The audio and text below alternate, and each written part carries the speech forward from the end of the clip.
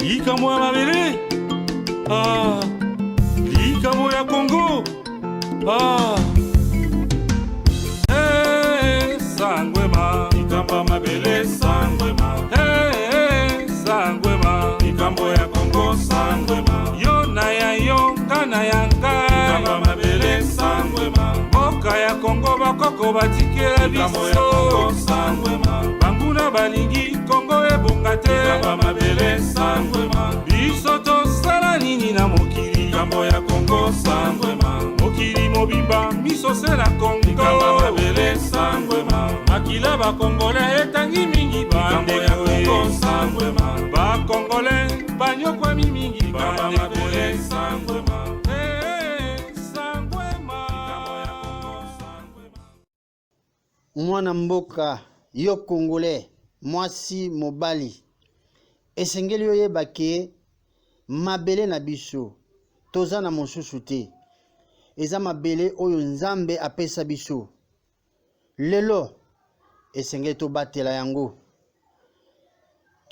yango malamu, tosalela yango, totombola yango ekende likolo ya bamboka mosusu nyonso, pamba te esengeli Congo monene azala pe monene na kati ya mokili.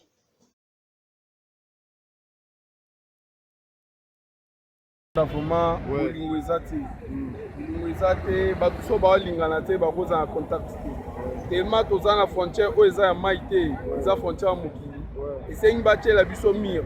Tozwi exemple neti Mexique na Amérique ntango badesordre ezalaki batiaki mire.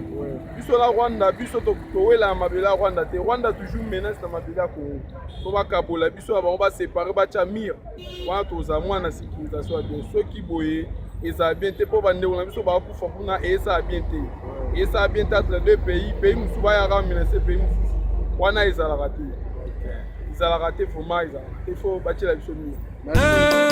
Sangwema, likambo ya mabele, sangwema, sangwema, likambo ya Congo, sangwema, yo na ya yo, kana ya nka, likambo ya mabele, sangwema, mboka ya Congo bakoko batikela biso, sangwema, banguna balingi Congo ebonga te, likambo ya mabele, sangwema, biso tosala nini na mokili, likambo ya Congo, sangwema, mokili mobimba miso sela Congo, likambo ya mabele, sangwema, makila bakongole etangi mingi bande ya Congo, sangwema, bakongole banyokwami mingi bande ya mabele, sangwema, sangwema, sangwema. Mwana mboka mwana Congo telema oyo ezali ngonga ya Nzambe, telema tobundela mboka, tala banguna bakoti pona kokangola mboka esengeli ngana yo totelema, mwasi mobali mwana moke mokolo telema tobundela mboka, tobengana banguna pona mboka na biso ezonga na maboko na biso, mboka Congo ezonga na maboko na biso.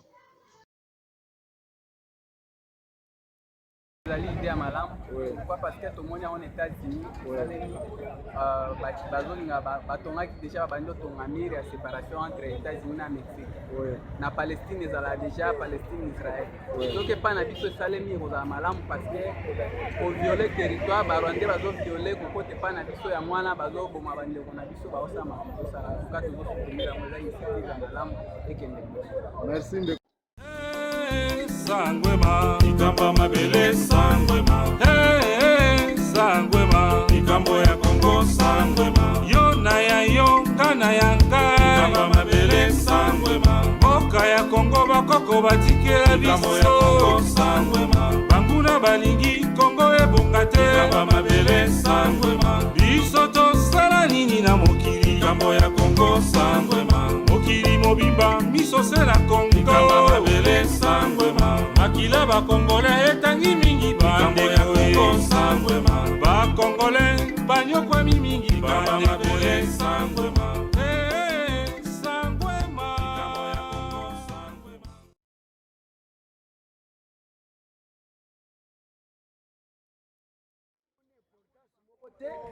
ya kotiela biso soki botie mire, donc c'est-à-dire que non bopekisi biso na bango tozala na contact na bango.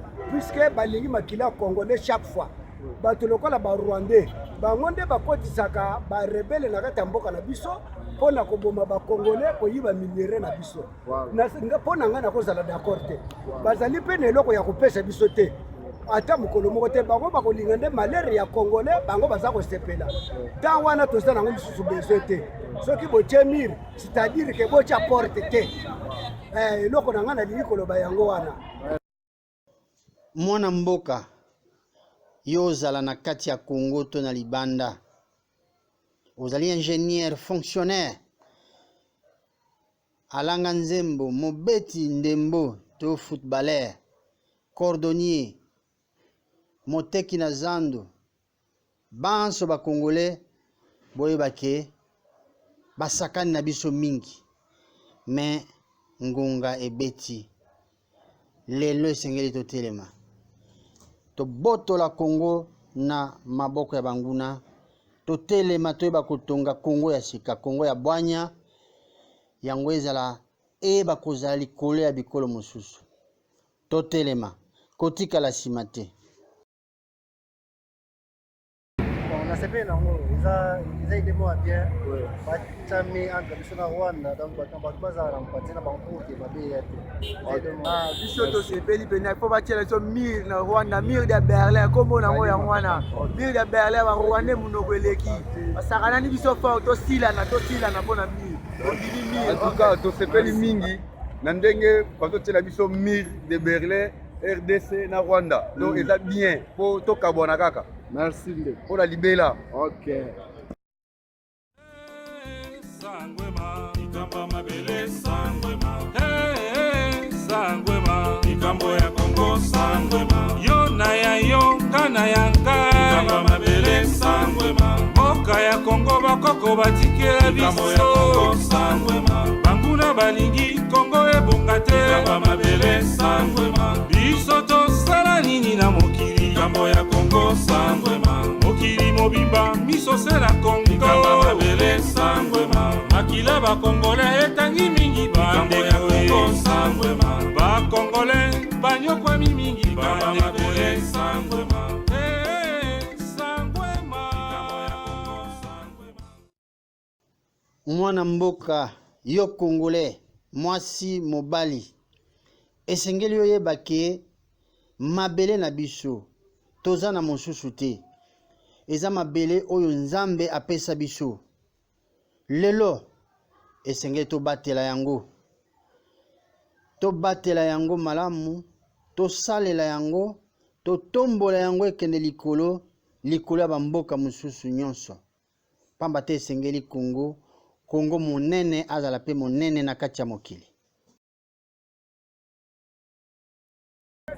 mire entre biso na Rwanda soki esalemi problème eza te nga kutu na sepe nango ata lelo mpe bakoki kobanda mpo nayebi te soki kozanga force biso moko soki ezalaka ndenge nini kamwa petit Rwanda nga kuna nabenga yango district na biso te eza collectivité na pays na biso mais enyokolaka Congo bazosakana na bakongole minene mais barwandais mike bazosakana na biso kamwa pays na bango moke ezosakana na biso donc likambo yango esepelisaka nga te atako bapaster na lance kote bapaster bateya nanu faso bato bavivre bayokana balingana batika na misala wana bénédiction nanu bénédiction ezalaka soki moto atosi nzambe nde aza béni mais bango bakosakosa biso bongo te batia na unité nano ekota éducation ekota kati na bato wana nde malamu mingi kote Rwanda te epesanga mpasi mingi surtout bandeko na ngai ato azoboma bino bandoki na bino. Sangwema, ikamba mabele sangwema.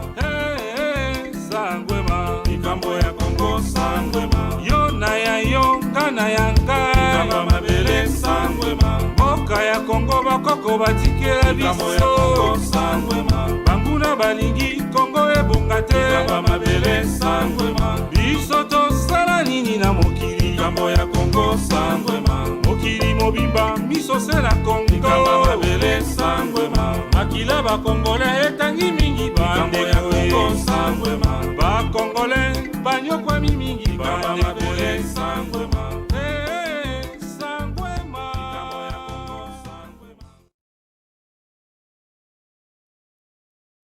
mwana mboka mwana Congo telema oyo ezali ngonga ya Nzambe telema tobundela mboka tala banguna bakoti pona kokangola mboka esengeli ngana yo totelema mwasi mobali mwana muke mukolo telema tobundela mboka tobengana banguna pona mboka na biso ezonga na maboko na biso mboka Kongo ezonga na maboko na biso.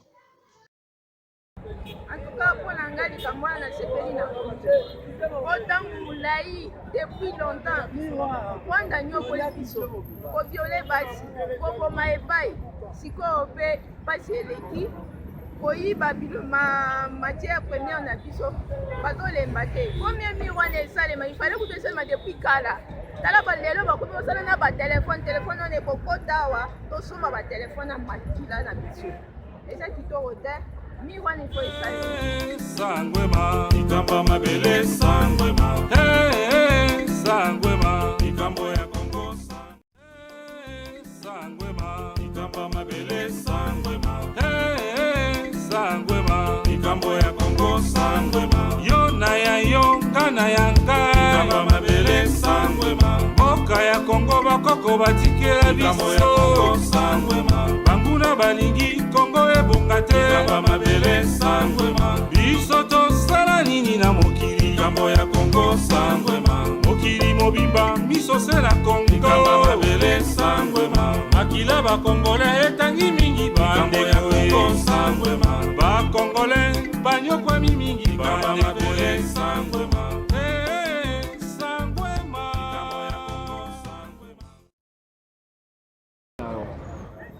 Point de vue nangai ezali que namoni ba militant congolais to approcher bango pona ndelo ya Rwanda na Congo.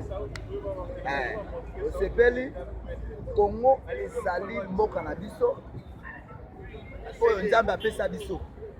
Ezali mboka ya Rwanda te. Ba Rwanda bana mboka na bango, biso pe to bana mboka na biso. Tosengi ke biso na bango tozala na ndelo po toza bandeko te. Ok? Toza na bango bandeko te. Batu na batu bana mboka na bango. Bango bana zolo mulai, biso to bana zolo mokuse. Tokozala na bango pe tozala na bango te ke tozala na bango na bolingo. Po bango baza na bolingo epa na biso te. Bango bayaka po batiweri baboma bayiba minérale na biso babilo na biso nyonso ba Rwandais. Toza na bango bandeko te. Yango to tosengi ke totia mir il fallait ezala na mir soit mir te na période ya Mobutu ezalaki ba forêt mai ekabola biso na bango lokola Brazzaville ekaboli biso na bango nde ezalaki ke tosenga lokola basengi lelo ke mir ezala atia mir tozala na bango ndelo mutu na batu ba identifier toyeba ke oyo azali congolais to azali congolais te oyo azali étranger te oyo azali expatrié te nde tolingai tosenga yango wana. Mwana mboka yo congolais mwasi mobali esengeli oyeba ke mabele na biso toza na mosusu te eza mabele oyo Nzambe apesa biso lelo esengeli tobatela yango malamu tosalela yango totombola yango ekende likolo ya bamboka mosusu nyonso pamba te esengeli Kongo monene azala pe monene na kati ya mokili. Mire entre biso na Rwanda na sepeli nango makasi puisque tonyokwami mingi mpona bato wana pendant 18 ans tolingi bango lisusu te mpona ngai en tout cas na sepeli makasi na ndenge ase mire wana mpo tonyokwami trop na mboko.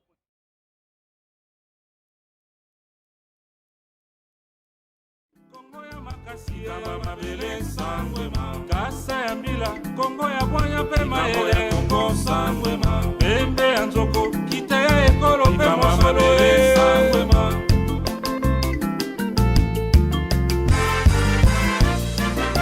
Africa dans le cœur et le Congo écrira sa propre histoire.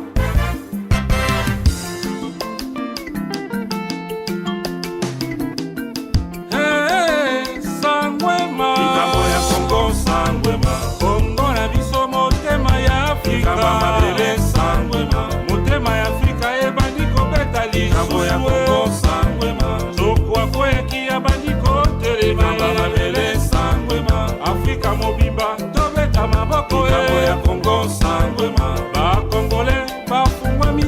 likamba mabele sangwema bakongole bakoli likambo ya kongo sangwema kongo na biso mboka ya bila likamba mabele sangwema.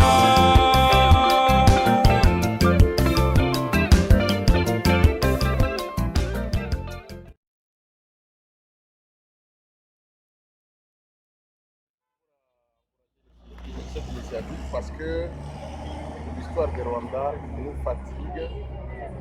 L'histoire du Rwanda s'est faite avec toute inconscience du fait qu'on veut vivre en paix avec les amis, mais les amis ne veulent pas pour des intérêts inavoués. Donc quand un ami ne sait pas reconnaître le droit de ses amis, il vaut mieux qu'il se sépare. Et c'est au nom de la paix, au nom du respect d'une nation et au nom de autant de millions de Congolais qui sont décédés que je l'ai dit avec amertume que autant mieux se séparer avec cette nation que continuer à avoir de mauvais voisins instrumentalisés par un individu qui n'a pas conscience. Tozo signé mais kasi tozo senga déjà ba Rwandais ba leki belé déjà na pays na biso na RDC awa. Et puis en même temps, les Rwandais, ils déjà un petit pays comme le Rwanda, et ils menacent déjà un grand Congo. Et puis, tous les autorités belé awa na Congo, les Rwandais, déjà, les Rwandais belé, Kabila même pe batonaye pe bazali pe awa, bafazer, bakulu na Rwandais. Alors, il faut déjà mis, to kabolana diana Rwandais, libela. Bon, et c'est déjà libéré là. Tous ces pays n'engagent pas tous autres amis, tous autres kabwana na Rwanda. Pour baïba kapé mabele na biso, on a bombengo tous autres dianango, y a ba minerais. Tous ces pays makasi déjà. Tous autres va signature, allez makamoyo soit nadia et si la bozo wana dia ici la bango batika la kuna, biso peto tika la paix et pas na biso na Congo. Mwana mboka, mwana Congo, telema o ezali ngonga ya Nzambe. Telema to bundela mboka, tala banguna bakoti.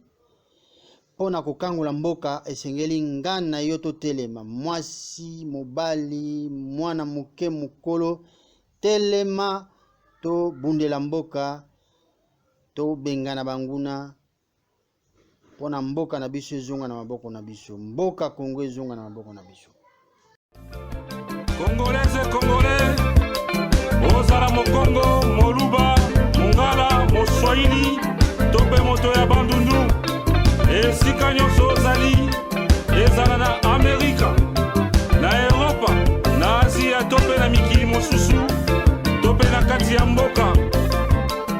Ne jamais trahir le Congo. Likambo ya mabele likambo ya Congo etali biso banso na mayele tozali na yango tosala mpona mboka na biso. Sangwema likambo ya Congo sangwema Congo na biso Congo ya kipanga ele sangwema. Et ils ont eu donc des Congolais par la corruption, ceci, cela.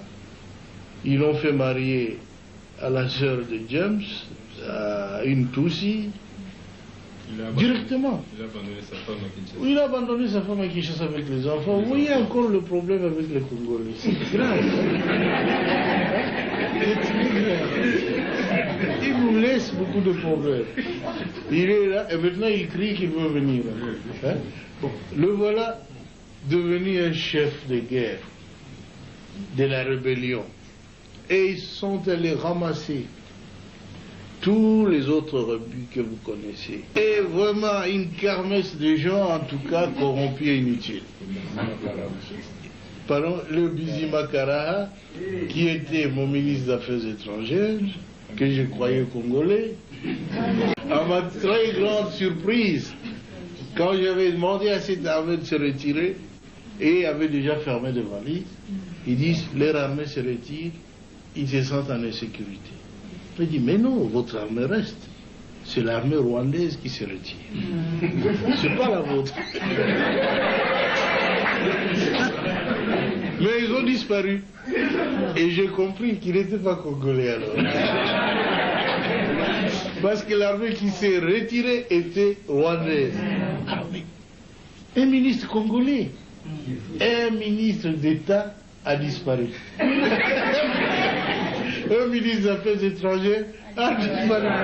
J'ai dit, nous étions infiltrés alors. Infiltrés au sommet de l'État. Alors ainsi on aura pu découvrir des documents où Kagame dirigeait ces gens-là, où il complotait pour que les Tutsis prennent la tête de ce grand pays qui n'est pas le leur. Alors ça en est trop, hein. Ce pays ne leur appartient pas. Ils veulent en prendre la tête. Quoi? Mais c'est pas possible, ça a été très grave. On a vu tout ça, si seulement on l'avait su avant, ça aurait été bien. Mais le conflit a éclaté après. Ils tentent le conflit, ceux qui n'ont pas pu réussir avec le coup d'État, qui avait échoué le 2 août. Et maintenant, je le vois en train d'échouer encore. Notre peuple se défend. Je suis très heureux que vous tous ayez pris conscience de la gravité de la situation pour nous mettre tous ensemble, tous les partis politiques confondus, chez nous. Tous les Congolais se sont mis ensemble derrière le gouvernement. Ils m'ont soutenu, je dois l'avouer très sincèrement. Et je ne sais même pas ce que je ferai pour les rendre. Mais ce que je dois vous assurer, c'est que je suis un soldat du peuple et je ferai mon devoir jusqu'à mon dernier jour. Je veux que mon pays soit totalement libre et, en tout cas, un pays moderne qui se développe, où sur le plan social, nos villages doivent être transformés. D'autres, ou les mêmes, ont souhaité rentrer au riche Congo voisin par la porte du Rwanda.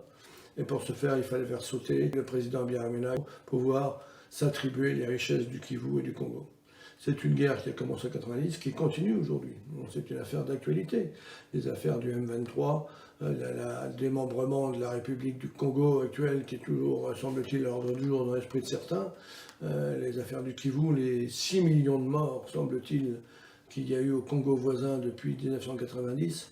Tout ça pour un peu de coltan, un peu d'étain, un peu d'or, un peu de diamant, un peu de je ne sais quelle matière première. Voilà, il n'y a pas de guerre sans motif économique. Les motifs économiques de la guerre du Rwanda n'étaient pas... Non, Paul Kagame est un tyran sanguinaire qui assassine, enferme impitoyablement ses opposants, encore y compris à l'étranger. Il en a fait assassiner au Kenya, en Afrique du Sud, enfin, encore, en tout cas des soupçons. Non, c'est plus que des soupçons. Tout récemment, regardez le Congo et la manière dont il a agressé, a saccagé et dont il continue par l'intermédiaire de milices à terroriser et à piller ce pays. Il faut considérer Kagame pour ce qu'il est, c'est-à-dire un des criminels les plus sanglants de l'Afrique contemporaine. Parce qu'il faut rappeler un détail important, c'est que la guerre qui commence au Rwanda en 1990 ne vise pas le Rwanda. Elle vise le Zaïre du président Mobutu.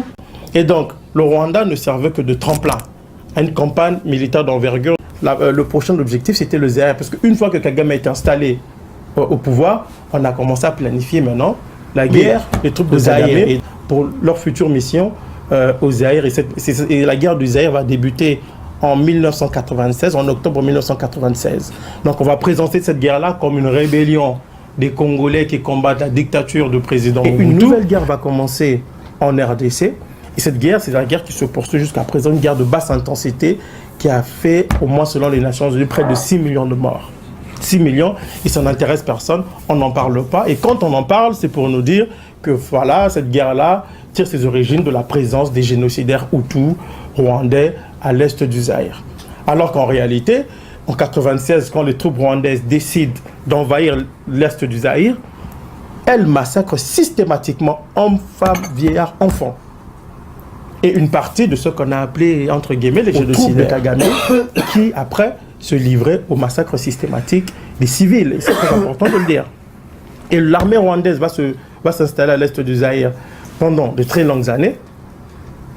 Que de chasser les génocidaires, l'armée rwandaise va se livrer au pillage des ressources minières du Zaïre.